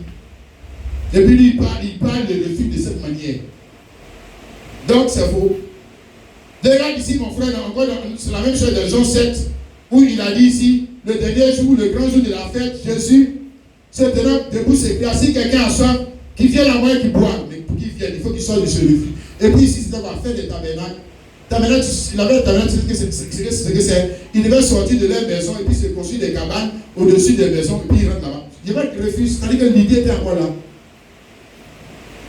Mais ils sont restés dans l'idée au niveau enfant. Ils sont dans les cabanes en feuilles, en branches, et puis on leur dit, sortez pour venir dans le vrai refuge. Il dit, ils ne sont pas. Quand Dieu nous regarde, c'est pas un peu la même chose. Le gars, il a fait sa cabane, que lui, il appelle gloire. Il appelle gloire. Et quand Dieu regarde sa cabane, il dit que sors de cette cabane, viens dans une bonne maison. Il dit qu'il ne vit pas. Il ne vit pas. Il dit que je suis chrétien, il ne vit pas. Mais le refuge dans lequel tu es là, un jour tu vas quitter les gens. Hein. C'est un refuge temporel. Dans la fête, même dans l'autre, on a vu là tout à l'heure, Quand le souverain sacerdoce meurt, tu te rends chez toi. Tu te rends chez toi. Donc tu restes là toujours. Tu te rends chez toi. Ici encore dans l'affaire des tabernacles, c'était pour 8 jours. Tu es dans la cabane. Et puis après tu retournes chez toi. Donc Dieu leur a montré que faut qu'il soit là, faut qu'il soit au refuge là. Ça ne peut pas pour couvrir ses printemps. Pour maintenant le vrai refuge qui est pour toujours les venus. Venez. Venez vous cacher. Il dit je veux pas. On fait quoi avec eux? Hein? Le frère. Regarde ça. Mon frère, ma soeur, je te parle de ce refuge glorieux. Jésus-Christ, le Saint-Esprit. Crois-tu en ça, mon frère, ma soeur? Matthieu 11, le verset 28. Il a dit encore ici. Pareil. Il dit, venez à moi, vous tous êtes fatigués et chargés, et je vous donnerai du repos. Venez à moi. Il va dire aller à Dieu. Et pourquoi il va dire aller à Dieu? Alors Dieu c'est lui-même. C'est lui-même le Saint-Esprit. C'est lui-même qui donne le sang pour que tu rentres en lui-même. Tu rentres en lui. Hein? Et quand tu es en lui, quand on va savoir que tu es en lui, mais regarde les idées que tu exprimes. Regarde comment tu parles sa parole. Même un idiot même doit comprendre que toi tu es dans le refuge. Sinon, normalement, tu peux parler comme ça. C'est pas possible. Ça, c'est pas la sagesse des noms. C'est pas l'intelligence des noms. Moïse pouvait. Oui, il a appris cette intelligence que non, fais 6 lits de refuge. Faites comme ça, faites comme ça. Où il va prendre ça? Il fallait que Dieu soit en lui. Et Jean-Baptiste, le prophète de son jour, comment lui, ses parents et tout ça faisait sacrifier des animaux, comment lui peut venir dire que c'est un homme qui est l'agneau de Dieu? D'où lui vient cette sagesse? Il faut regarder. Regarde comment quelqu'un qui est dans le vue parle. Ah non, non, non. Le gars là, c'est la sagesse qu'il est en train de développer là. Non, non, non, non, non. Ça c'est Dieu lui-même dans un non. Qui est en train de nous parler. Tu as compris ça, frère? Jésus dit, venez à moi. Venez à moi. Il dit, ne venez pas. Et vous laissez catholique. Vous laissez protestant. Moi, je ça va. Je vous donnerai du repos. Repos où? Repos où? Mais c'est dans le vide qu'on a le repos. Mais parce que tu as couru, je prends un exemple, tu as couru, pour arriver jusqu'à je sais pas moi, à tout côté même, il regarde la distance, frère. Hein? Quand tu arrives dans le vide, tu te reposes. Mais là, c'est pour un temps, et puis après tu sors, tu retournes chez toi. On parle ici du repos, repos éternel. Et puis, à quel moment on rentre dans le repos? C'est pas après la mort. Il n'a pas dit après la mort. Non, pas après ta mort, pendant que tu es vivant. Quel est ce refuge? Mais c'est sa vie. Il parle de sa vie. Sa vie qui devient quoi? Un refuge. Le Saint-Esprit, ma soeur. Romains 12, le verset 2. Hein? Regarde encore ce qu'il dit ici, l'apôtre Paul, qui ajoute à cette idée. Hein? Ne vous conformez pas au siècle présent, mais soyez transformés par le renouvellement de l'intelligence. Alléluia. Soyez transformés par quoi? Au niveau de l'intelligence. C'est ce qu'il veut dire. Au niveau de votre pensée. Au niveau de vos idées. Soyez transformés au niveau de vos idées. Soyez transformés au niveau de vos pensées. Afin que vous discerniez dans votre jour quelle est la volonté de Dieu, ce qui est bon, agréable et parfait. Mais nous, on veut faire parfait, non, on ne peut pas faire bon, agréable. Non, parfait. Parfait, parce que tu vas entrer de maintenant, regarde, frère. J'ai dit, comment tu vas être transformé? Hein? En dehors du refuge. Tu vas être transformé comment? Parce qu'on dit aux gens, soyez transformés, soyez transformés. Mais il va être transformé comment s'il n'est pas rentré dans le refuge? Il va être transformé comment? Moi, je donne l'exemple du spermatozoïde. Il va dire les 400 millions ou 300 millions de spermatozoïdes sont sortis. Soyez transformés. Soyez transformés. Ils vont dire, mais nous, on va dans le vide justement pour être transformés. Il faut entrer dans une vie. Soyez transformés comment? Tu vas être transformé comment? En gênant. Dis-nous, soyez transformés. Que quand tu vas gêner, prier, tu vas être transformé. Non, non, non, non, non. Tu as déjà vu le spermatozoïde gêner, prier pour être transformé? Tu l'as déjà vu? Non. On ne fait pas ça. La vie naturellement, on ne fait pas ça. Pour être transformé, on rentre dans le vide. Il y a un seul mécanisme pour être transformé. En être humain ou bien en fœtus. Il y a un seul mécanisme. Il y a une seule possibilité. adapté, pour être transformé. Donc quand Paul dit ici, soyez transformés. Toi, donc quand tu as pris le mot là, seulement isolé, tu refuses, tu es un menteur. Paul n'a pas dit soyez transformés en dehors du refuge. C'est pas vrai. Tu mens. C'est faux. Toi, tu peux être transformé. Paul aussi, tu peux être transformé. Pourquoi Jésus est venu? Pourquoi il est venu? Toi, tu peux être transformé. Qui va te transformer? Tu dis que le gars est rentré en prison, il est venu, il est transformé. Il est transformé depuis quand? Il n'est pas transformé. Donc il est rentré dans le refuge des hommes. Il est rentré à Maca. Le refuge, c'est un peu comme la Maca. Tu vas là-bas, tu ne sors pas. Jusqu'à ce que le souverain sacerdoce me dise, le vrai signe, mais pas maintenant, tout de suite. Maintenant, tu ne sors pas. Tu ne sors même pas, même tu ne peux pas sortir de la clôture. C'est de ça, il s'agit. Je ne veux pas dire que tu sors, tu te balades dehors, et puis tu rentres. Même le prisonnier, mais de temps en temps, les gars, on ne sait pas quoi, ils sont à quel niveau de leur peine. Et puis ils sortent, pourquoi tu ne sors pas? Tu ne sors pas. Tu restes dans la vie. C'est 10 ans, c'est 20 ans. Le gars ne meurt pas quand tu es là. Tu es dans la vie. Hein? Mais quand tu sors, tu es transformé. Quand tu n'es pas transformé. Hein? Et puis encore même, tu es capable d'aller commettre encore la même chose. Tu fuis encore venir. Que je suis revenu encore. Mais pas toi qui es venu la fois dernière. Il a dit l'autre, tu as commis la même chose. Je suis venu encore. Ah! Le vrai, tu es venu encore. Donc il faut rentrer. Mais nous on ne sort pas, ils ne sont pas rentrés, ils ne sont pas rentrés. Non, ça c'est pour les gens là. Nous on ne sort pas, nous on rentre, on reste. Ah frère, pourquoi on reste? À cause du péché même involontaire, on reste.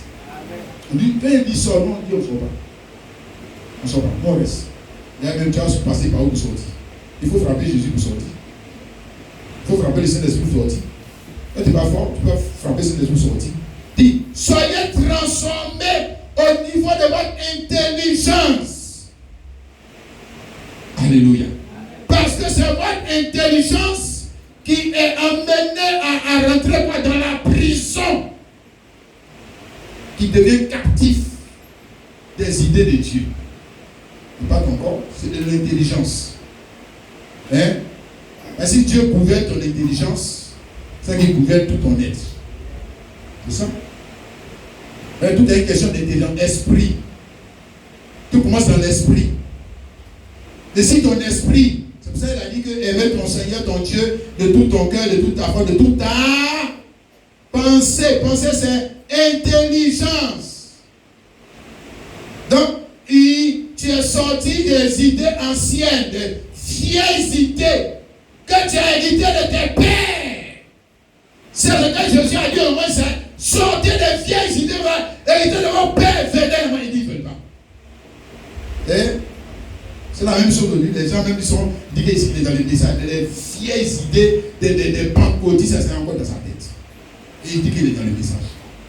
Les mêmes vieilles idées sur le salut, sur l'enlèvement, sur la prophétie, sur le gouvernement par l'Esprit de Dieu. C'est les mêmes vieilles idées pentecôtistes là qui sont dans sa tête. Et on dit, soyez transformés au niveau de votre intelligence. Lui, son corps est là, mais ses idées sont toujours les idées des païens. C'est les mêmes idées. Alors, comment? C'est pas seulement ta présence physique, mais c'est au niveau de ici, l'idée. De sorte que quand tu parles, la parole, on sait que ce n'est plus ta sagesse que tu exprimes, mais la sagesse de quelqu'un d'autre. Et puis on dit, mais il est intelligent. Mais il est intelligent. Qui a pris l'idée là-haut? Il a pris l'idée là-haut. C'est Dieu qui lui a montré l'idée. Qui lui a appris à parler comme ça. Oh, quelqu'un comprend ça. Tu dis Amen. Amen, mon frère et ma soeur. Dis Amen. Est-ce que tu crois en ça, mon frère chrétien? Regarde, on va voir ici Exode. Je voulais passer ça. J'espère que je ne prends pas trop de temps. Exode chapitre 16, le verset 33. Exode 16, je prends juste cette image ici.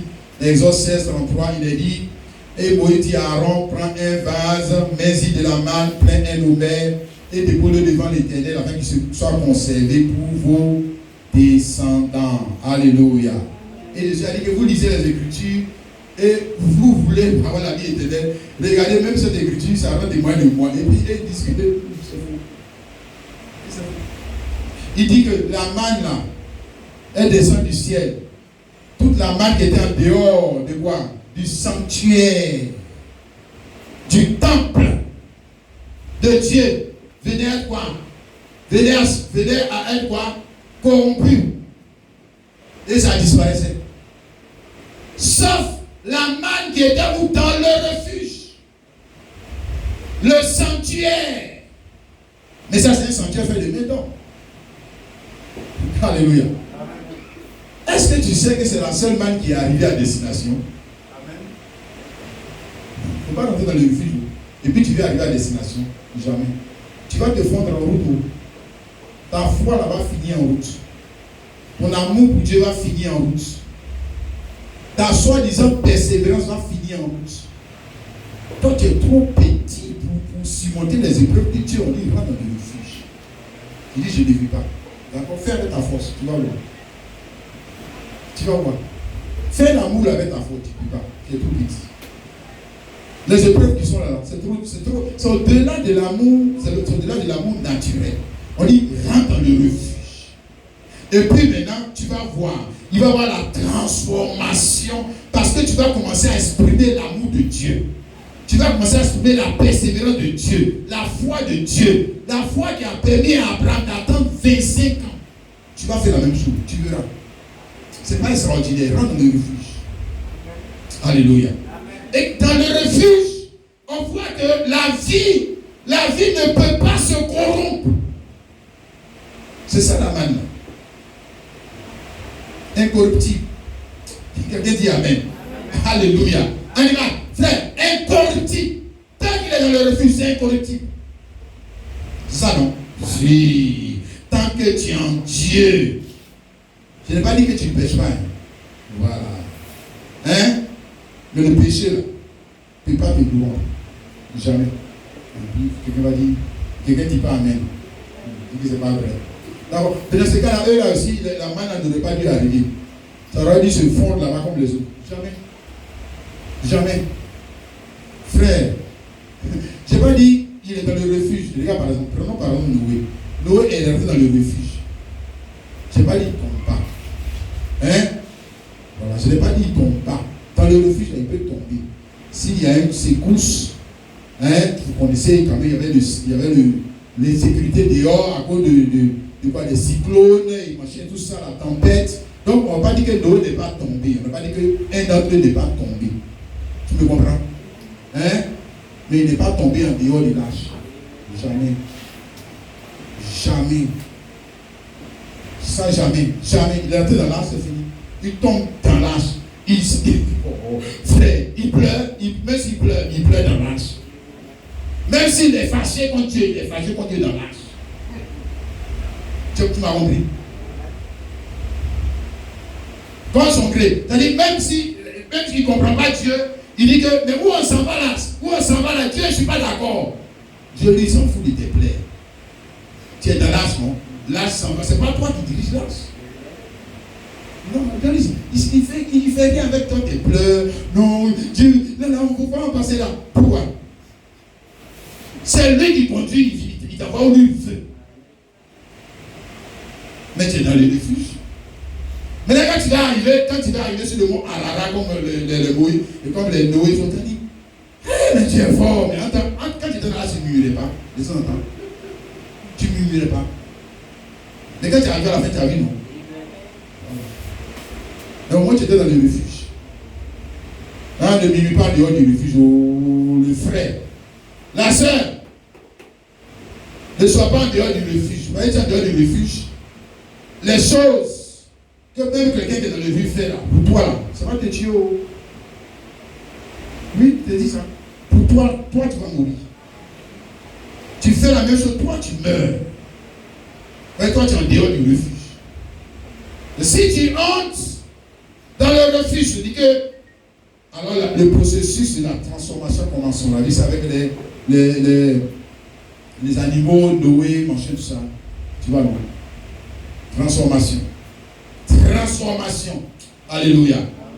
Passe d'une intelligence brute, sauvage, d'une intelligence arriérée, ancienne, intelligence, ancienne idée de Dieu, à à l'idée parfaite de Dieu. Ça devient plus parfait, plus parfait. Plus tu avances dans le but, ça devient plus parfait, plus parfait. Alléluia. Plus parfait. Quelqu'un dit Amen. Oh, c'est formidable, frères et sœurs. Tu as réalisé ça, mon frère, ma soeur. Deuxième, une autre vérité que je veux te faire sortir. Celui qui est rentré le premier dans ce refuge-là, ce n'est pas nous les hommes. Le refuge dont on va parler, j'espère que tu le vois, non? Le refuge qui porte la marque de qui? Dieu et de Christ. Alléluia. Le refuge qui est censé être exprimé, indiqué, montré par le prophète de notre âge. Si quelqu'un me dit qu'il a l'Esprit de Dieu aujourd'hui et il ne montre pas le même refuge que Malachie 4, mon papa lui dit que tu es un plaisantin. Tu es un plaisantin. Mon ami, il faut le quitter là. On n'a pas besoin de toi. Avec tes idées dénominationnelles, il faut quitter là. Tu as compris? Tu dois venir nous montrer Malachie 4. Autrement, mon frère, dis-moi qui t'a donné cette idée de revue que tu as dit prêcher. C'est qui? Saint-Esprit, je doute. Mon frère, d'accord, je demande d'abord, puis après on va finir parce que je viens de dire tout à l'heure. Je demande d'abord qui est rentré en premier. Qui est entré en premier dans le refuge? En Christ. Alléluia. Qui est entré dans le refuge en premier? Dieu. Tu vas dire, il est toujours le premier. Alléluia. Il est le premier, il est en tout, il est toujours c'est lui le premier. D'être en premier, c'est pas toi, frère, c'est pas les pierres et les autres, c'est Dieu. Le premier à rentrer en Christ, assorti de l'ancien temple, assorti de l'ancienne forme, parce que Dieu avait une forme. Est-ce que c'est ça? Dieu avait une première forme, première image, et puis maintenant Dieu passe à une autre image. Ici, Paul a essayé d'expliquer ça. Philippiens 2, le verset 5, il dit, ayez en vous les sentiments qui étaient en Jésus-Christ. Et comment mon papa Daniel, qui dit, mais je crois pas avec Jésaïa, je peux avoir les sentiments qui sont en Jésus-Christ. Aïe. Ah, comment? Maintenant, c'est simple, papa Daniel, rentre en Christ. Quand tu rentres en Christ, là, maintenant, les sentiments qui sont en Jésus, ça dit que les pensées, les idées vont commencer à se multiplier, s'exprimer. Ah, c'est comme ça. En disant, ayez les sentiments qui sont en Jésus. On vous a dit que c'est comme des singes, qu'on a essayé de singer, on n'est pas des comédiens. Non. Aïe. Comment des perroquets, quand son maître parle et puis il essaie de faire aussi, mais ça n'est pas ça. Non, c'est pas comme ça. Il doit rentrer en Christ. Et il ne veut pas rentrer en Christ. Et puis on lui dit que les sentiments qui sont on dit sentiments qui sont en Jésus-Christ. Toi, tu n'es pas en Christ. Comment tu peux avoir les sentiments qui sont en Jésus-Christ? Comment tu vas faire? Maintenant, là, on va jouer au singe. Non? Et il dit, lequel c'est Jésus existait en forme de Dieu. De sa première forme. Il n'existe pas en forme de fils de Dieu, comme les Trinités, c'est-à-dire qu'il était fils de Dieu, et puis après il est devenu fils de Dieu. Non. Il existait en forme de Dieu, Elohim.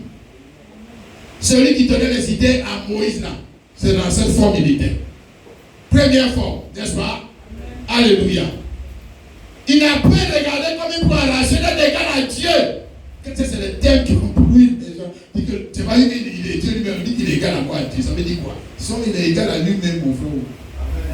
Amen. Il est égal à lui-même ou il n'est pas égal à quelqu'un d'autre. Non. Et c'est dépouiller lui-même, non? Dépouiller, c'est-à-dire sortir de la forme première. Pourquoi? Pour prendre la forme de serviteur. Alléluia. Et il vient à une autre forme. Les frères, pour faire quoi? Pour exprimer lui-même l'idée qu'il a donnée à Moïse là. C'est lui-même qui doit dire ça. Il doit parler l'idée. C'est ça? Il vient pour nous te parler la parole. Mieux exprimée. N'est-ce pas? Matthieu 5, le verset 17, il dit ceci ici. Matthieu 5, 17. Il dit, ne croyez pas que je suis venu pour abolir la loi des prophètes. Je suis venu non pour abolir, mais pour accomplir.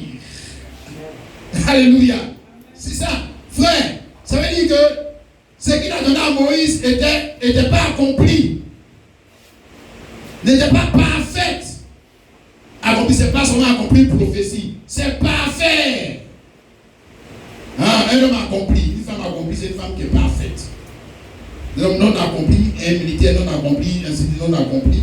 Ça veut dire que tu as encore des efforts à faire pour atteindre le niveau qui n'est pas encore accompli. Donc on dit que la loi n'était pas quelque chose d'accompli. Tu comprends le langage.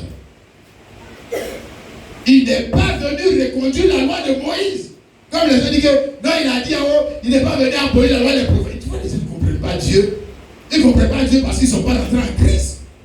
Parce que si tu rentres en Christ, mais Christ aussi en toi, c'est lui qui exprime ses idées. C'est lui qui interprète la parole. C'est on voit un homme parler, mais qui est en train d'interpréter la parole? Celui qui attendait la parole. Qui est en train de maintenant l'interpréter. D'ailleurs, il était quoi ici? Dans un corps humain pour dire quoi? Je suis venu faire quoi? Accomplir. Accomplir quoi? Loi et prophète, c'était pas Bible. La parole que j'ai donnée là, je suis venu maintenant pour l'accomplir. La rendre parfaite. C'est toute l'idée du refuge, à cause de l'insécurité, à cause de son jugement, parce qu'un jour il va te juger. Alors il dit que je suis venu rendre l'idée parfaite pour toi, homme, pour que tu puisses échapper à mon jugement. De sorte que je vais juger les hommes, toi, tu seras épargné.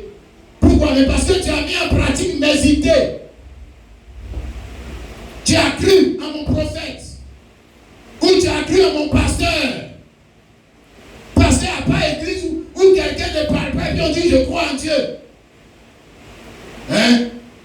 Église où Dieu lui-même parle et puis on dit on croit en Dieu, là ça est où? Ça n'existe pas. C'est des bêtises.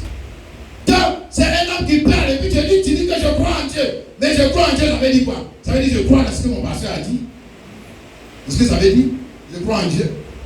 Bon, quand tu ne crois pas, c'est qu'un homme dit comment toi tu crois en Dieu? Dis que j'ai Bible. Mais la foi vient de ce qu'on entend quelqu'un prêcher Bible. Non pas parce que tu sais lire Bible, mais quelqu'un t'exprimait la pensée que Dieu avait quand il parlait refuge. Lui pensait à quoi? Il pensait à la banque. Il pensait à l'argent. Il pensait à une religion. Il pensait à je vous salue Marie.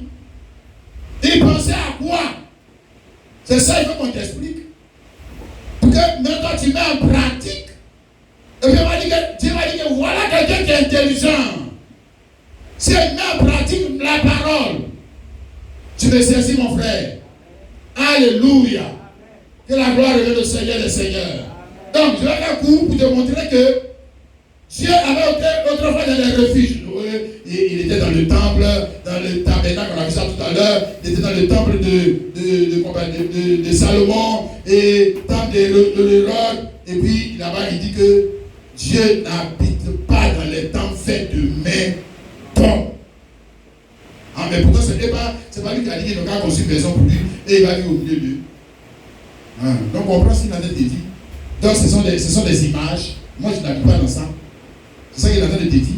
Ce sont des images. Des images de qui? Mais Jésus-Christ. C'est là où j'habite. Colossiens chapitre 2, le verset 8 à 10.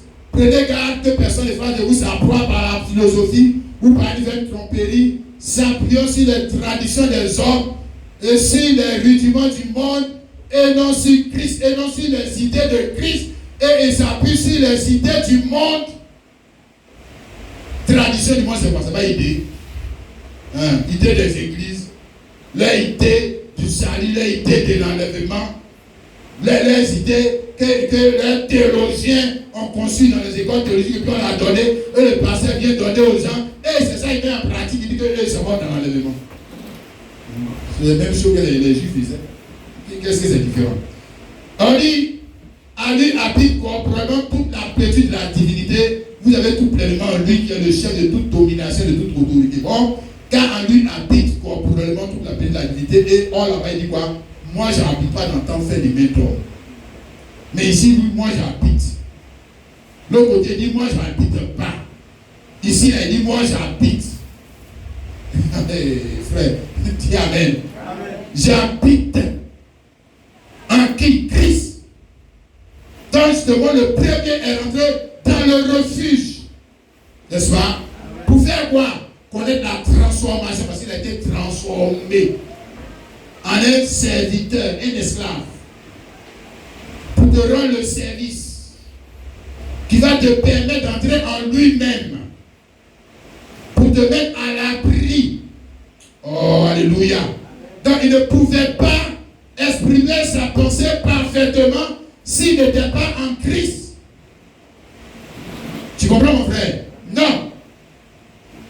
En Abraham n'a pas exprimé ça bien, maintenant ici c'est bien. C'est parfait, c'est à cause de toi. L'idée est bien exprimée. Hein? Amen. Pour que tu mettes en pratique l'idée bien exprimée. Et que ton âme soit sauvée. Ma soeur, mon frère. Tu vois ça, non, mon frère, ma soeur? Amen. Bien. Maintenant, ce qui nous intéresse, c'est le verset 10. Vous avez tout pleinement en lui. Vous avez tout pleinement en Christ. Tout. Tout ce dont, j'ai ajouté, tout ce dont vous avez besoin pour aller où? Pour aller où? Dans l'enlèvement. Parce que où vous allez? Vous êtes dans le refuge, vous allez où? Si il dit que c'est un refuge intelligent, même il y a prends le vide de ta maman. Spermatozoïde. Tout ce dont tu as besoin pour devenir un être humain, pour devenir un président de la République ou un ministre, ou ce que toi tu es. Ça est où? Dans l'ovule. Spermatozoïde. Je te dis, tu ne rentres pas dans l'ovule, tu ne vas jamais sortir d'ici, homme. Jamais. Tu iras dans les toilettes. Tu sais ça? Faut jouer au plus malin de Dieu. Ouais. Et que non, on va aller dans la tête. Que nous sommes les spermatozoïdes chocos. Nous, on ne vient pas dans l'ovule. Nous, on s'en fout de l'affaire de votre affaire de vie, votre évangile de vie. Nous, on s'en fout. Nous, on va dans le pied de notre maman. D'accord? Allez dans le pied. Hein? On te parle de la parole qui a été ovulée pour ton jour. Tu dis que ce n'est pas ça qui peut te permettre d'arriver à destination. Il y a quelque chose qui ne va pas dans ce toi. Il y a quelque chose qui t'a échappé. Vous avez tout pleinement en la parole. En lui. Tout. Ce dont vous avez besoin pour arriver où? À la destination de quoi? C'est l'enlèvement. Tu comprends ça, non? Dis Amen. Amen. Alléluia. C'est quand tu es dans le refuge pour aller quelque part. On vit ça tout à l'heure avec qui là? Noé. Il était rentré dans le refuge pour aller où? Sur le mont Ararat. Il n'est pas monté dans le refuge et puis il dit mais pas guerre. Il dit non, passe ici, passe là, passe ici, passe là. Non, c'est pas comme ça, frère. C'est dans le refuge. C'est un refuge intelligent. C'est lui qui te conduit. Alléluia. Toi, tu vas passer par où pour arriver à l'enlèvement si tu n'es pas dans le refuge? Tu vas passer par où? Par où? Pour aller rencontrer Jésus dans les airs. Donc, dans les airs. Toi, tu connais où? Ça y est, quel côté du ciel? Où on doit les rencontrer? C'est le refuge. Éphésiens 4, le verset 30, il dit ici, vous avez été scellés, n'attristez pas le Saint-Esprit de Dieu par lequel vous avez été scellés pour le jour de la rédemption. Donc n'attristez pas, il y a un jour de la rédemption, une destination. Donc vous avez été scellés, parce que vous êtes entrés dans un refuge, vous avez été scellés, c'est-à-dire que les portes sont fermées. Hein? Alléluia. C'est comme ça, non? Comme le spermatozoïde qui rentre dans le vulve et puis c'est scellé. Personne ne rentre dedans. Il n'y a pas de sécurité, c'est fini. Vous êtes scellés. Scellés pour sortir. Quand tu vas sortir de là, tu sors même un pied, mets tout ça, un bouche qui parle. Ouais. C'est la transformation. Bon, maintenant nous parlons aussi pour aller dans le nouveau monde. Le véhicule, c'est ce qu'elle a te dire, le véhicule qui va t'y emmener, le moyen de transport qui va t'y emmener, te sert aussi de quoi? De refuge. Et dans ce refuge, tu n'as pas besoin de sortir, puisque tout ce dont tu as besoin est dans le refuge. Il a Alléluia. Amen. Tout ce dont tu as besoin sur le chemin. Ne pas dire que de temps en temps, tu as besoin de manger, tu attends, on va sortir, on va payer à manger. Ça, dans les cas, on fait ça. Hein, frère? On va payer à manger et puis on va venir encore dans le refuge. Non, le refuge à manger, il est déjà dedans. Où est déjà dedans? Frère, est-ce que tu vois ça, mon frère, ma soeur? Oh, que c'est glorieux. Alléluia. Et puis, les gars, ce n'est pas un refuge, comme je t'ai dit, ce n'est pas un refuge où on rentre et puis on sort. Et puis on sort plus. Sors plus jamais, jamais, mon frère, ma soeur. Tu ne peux plus jamais sortir. Pourquoi? Laisse-moi lire ça pour toi ici. Il est dit, après 3, le verset 12. Celui qui vaincra, je le ferai de lui un colonne dans le temple de mon Dieu. Et il n'en sortira plus. Sortira plus, là, tu vois, non. Tu vois, souvent nous lisons mal la Bible. Sortira plus, ça veut dire, lui croit que, bon, la manière dont les gens lisent ça dans leur compréhension, dans leurs idées charnelles, sortira plus. Lui voit que c'est après sa mort, il sera dans un temple là-bas dans le ciel.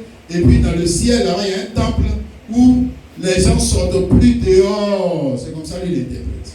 Mais est-ce que tant que tu interprètes comme ça, là, même là, tu ne te prends pas un peu à réfléchir que ce n'est pas vrai? Aïe. Donc tu veux dire que quoi? Quand on se va dans le royaume de Dieu, dans le temple de Dieu, nous on reste dans le temple de Dieu, et puis on ne peut plus sortir. Hein, pour aller se promener, voir les animaux et machin, on ne peut plus sortir. Bon, d'accord. Maintenant, ici, pendant que tu es ici, tu n'es pas arrivé là-bas, non. Pendant que tu es ici, là, tu peux sortir. C'est ce que tu crois. Non, il y a quelque chose qui t'a échappé. Regarde, cette parole-là, tu es déjà dedans. Tu es déjà dedans. Ça commence ici pour aller dans le royaume. Sortir dehors, ça dit que quand une fois que tu es rentré en Christ, tu ne sors plus. Même quand tu es dans le royaume, c'est fini. Hein, je dis physiquement dans le royaume, c'est fini. Il ne sort plus dehors là, c'est maintenant. Hein, mon frère? Il ne sort plus dehors, ce n'est pas après sa mort. Il ne sort plus dehors, c'est maintenant. Il ne sort plus. Et puis, qu'est-ce que tu vas aller chercher dehors, mon frère? On dit à l'insécurité dehors. Tu viens aller faire quoi dehors? Alors que tout ce dont tu as besoin, mariage, travail, et bien-être, et guérison, qu'est-ce que tu as besoin qui n'est pas en Christ? Qu'est-ce que tu as besoin? Et Dieu lui-même est en Christ. Alors où est-ce que tu vas rencontrer la paix de Dieu, l'amour de Dieu? C'est que c'est en Christ. Comment vas-tu exprimer cet amour de Dieu avant d'entrer en Christ? Pas possible. Comment vas-tu connaître la pensée de Dieu avant d'entrer en Christ? Pas possible. Où est-ce que tu vas rencontrer ces pensées? En Christ. Oh, alléluia. Donc, il n'a pas besoin, Dieu n'a pas besoin de te faire entrer en Christ. Et puis te laisser sortir dehors parce que tout ce dont tu as besoin là, il a déjà mis ça avant que tu n'existes. Ton existence en Christ. Il a déjà mis ça pour toi. Il a déjà préparé une femme, une épouse. Tout ce dont tu as besoin. Regarde seulement en Christ. C'est tout. Et tu verras le paradis. Le paradis n'est pas en dehors, il est en Christ. Et tu verras Dieu. Et tu verras parfaitement son plan pour ta vie. La transformation, la régénération et toutes ces belles choses que tu cherches. Oh, le frère. Alléluia. C'est glorieux, mon frère, ma soeur. Rentre en Christ. Dis Amen. Rentre en Christ. N'est-ce pas, mon frère, ma soeur? Il est dans le temple. N'est-ce pas? Regarde comme je t'ai dit. Où est-ce qu'il te met? Dans le temple. Dans le temple. Dans le temple. Pas dans le bar. Bar aussi, c'est un refuge. D'ailleurs, quand tu passes à devant les maquis, on dit le refuge. Le maquis, le refuge. Ce n'est pas le maquis, le refuge. C'est Christ, le refuge. Ce n'est pas maquis, le refuge. Voilà, Christ, le refuge. Refuge, Christ. Alléluia. Et le refuge, Christ est un temple. Parce que ce n'est pas un bar refuge. C'est un temple refuge. Alléluia. Tandis que quand tu rentres dedans, on sait que tu es dedans. Ta manière de marcher, ta manière de te comporter. Moi, parce qu'il y a un comportement de bar et un comportement de temple. Il y a habit de bar et puis habit de temple. Il y a parole qu'on dit dans bar, il y a parole qu'on dit dans temple. Il y a prédication, il y a musique de temple, puis musique de bar. Tu m'as compris, mon frère? Il est en Christ. Puis c'est comportement des bars que tu as fait, que tu es rentré dans le refuge des bars.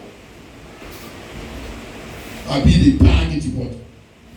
Tu ne peux pas habiller des bars et boire de nuit. Tu vas dire que tu es dans le temple. Que tu es dans le temple, on t'a caché. Regarde, dans les temps anciens,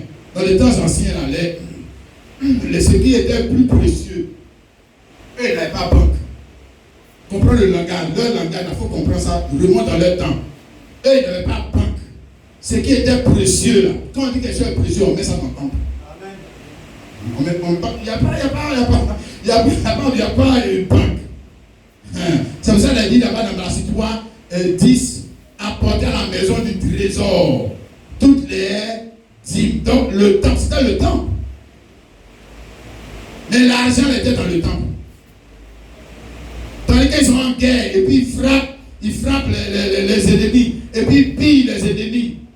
Ils prennent l'argent là, ils soulèvent dans le temple. C'était là qu'on gardait. Maintenant, l'argent là, c'était le type de qui? Des rachetés. C'est-à-dire que Dieu est venu. Il a frappé Satan. Il a frappé le péché. Et puis il t'a pris poids précieux. Il t'a lavé par son sang. Et puis il t'a fait rentrer dans son temple. Et puis il dit, tu restes dans mon temple. Tu ne sors plus jamais dehors. Alléluia. Et rêve celui qui veut venir te voler. La chose de Dieu. L'or de Dieu, le trésor de Dieu. Quand même ton enfant là, c'est pas ton trésor. Moi je pose question. Ton enfant, c'est pas ton trésor. Je ne veux pas de ton argent. Je veux que ton enfant, c'est pas ton trésor. Et regarde comment le Tom il est fait. Le frère Abraham dit que si son petit enfant, Joseph était encore béni, que si moi il était comme Dieu fort, mon petit là, Joseph là, je vais mettre un béton de combien de mètres autour de lui comme ça pour le protéger. Je vais faire ça. Maintenant, il dit, imagine-toi, toi un homme, tu peux penser ça de ton enfant, parce que c'est son trésor. Et Dieu, tu penses que Dieu va te racheter et puis t'envoyer dans un bar pour que n'importe quel bandit vienne jouer avec ta vie? C'est ce que toi tu crois? N'importe quel démon, n'importe quel sorcier, et bien il prend ta vie, il jambe, il lance là-bas, il lance celui qui a la casse et il joue avec lui. Quoi?